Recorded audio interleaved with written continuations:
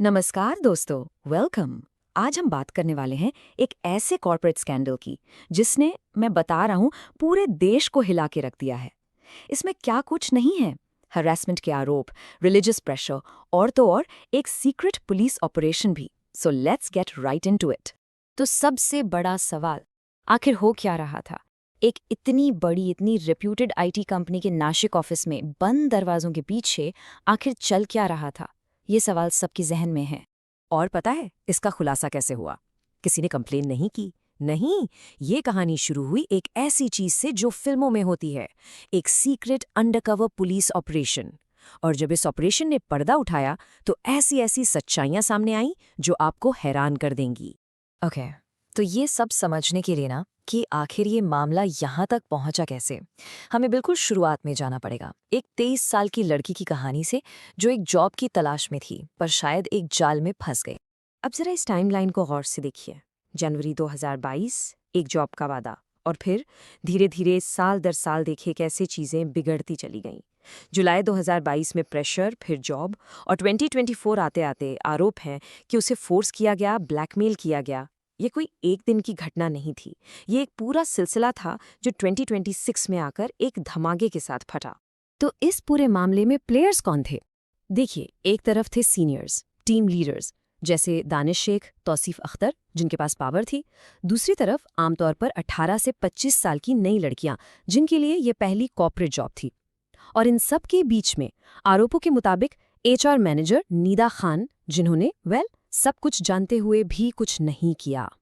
पर बात यहाँ पर्सनल हैरासमेंट पर ही नहीं रुकी। एफआईआर्स में जो आरोप हैं वो इससे कहीं आगे जाते हैं। ये आरोप हैं एक सिस्टमैटिक कोशिश के, लोगों के धार्मिक विश्वासों को इन्फ्लुएंस करने के।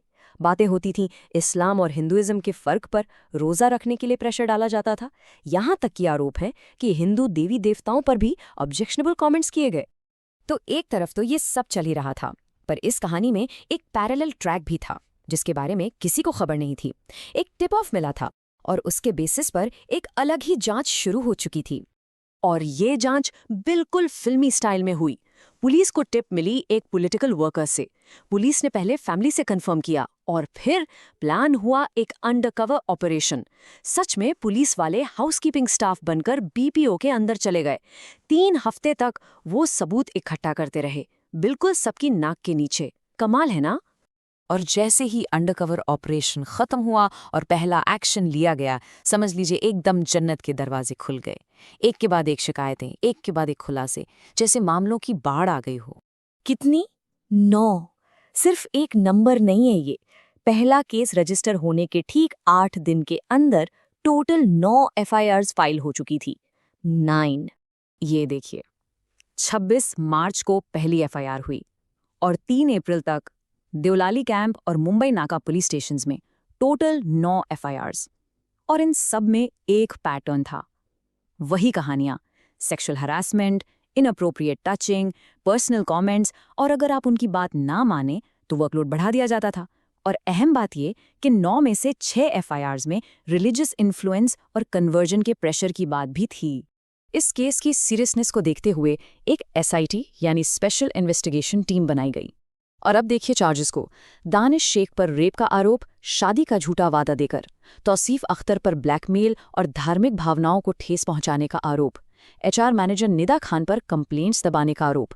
ये सिर्फ ऑफिस पॉलिटिक्स नहीं है, ये इंडियन पीनल कोड के अंडर सीरियस क्रिमिनल चार्जेस हैं। तो अरेस्ट हो गए, चार्जेस लग गए, और अब ये पूरी लड़ाई अब पहुंची है कोर्ट रूम में, जहां एक तरफ प्रोसिक्यूशन है और दूसरी तरफ डिफेंस। तो अब सुनिए कहानी के 2 अलग अलग वर्जन।